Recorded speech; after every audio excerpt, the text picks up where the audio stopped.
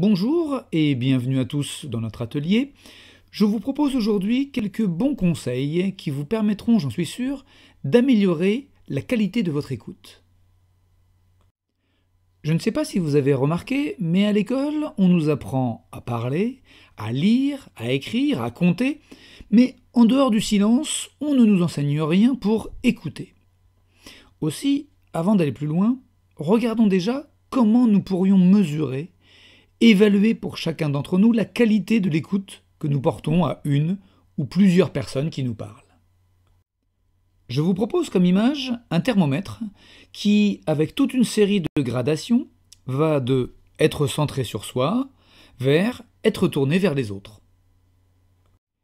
Vous avez peut-être déjà entendu le terme d'écoute active, mais connaissez-vous l'écoute passive?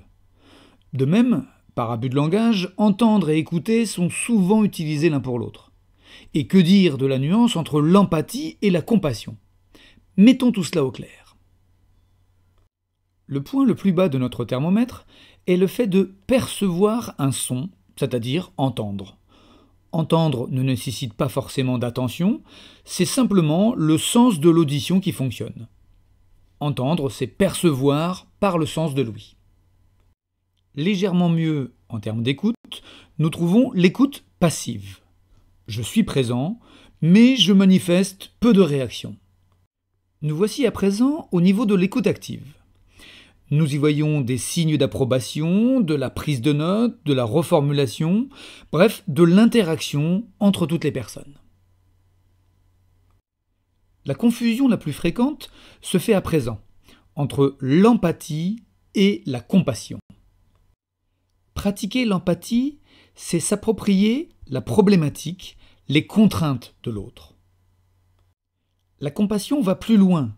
Je ressens les émotions de l'autre, je souffre avec l'autre. Nous avons donc pratiqué l'empathie, c'est-à-dire se mettre à la place de l'autre, le comprendre sans être affecté, et avoir de la compassion pour quelqu'un, c'est-à-dire s'apitoyer sur lui, limite ressentir de la pitié, souffrir avec lui. L'intérêt de positionner ces mots sur un croquis n'est pas tant de développer notre culture générale, mais plutôt de réfléchir à la question jusqu'où. La réponse ou les réponses dépendent de mon cadre de référence, de l'éthique de l'entreprise que je représente, de la nature de ma relation avec l'autre. S'agit-il d'un client, d'un fournisseur, d'un collègue de travail? Et puis surtout, de l'ancienneté de notre relation.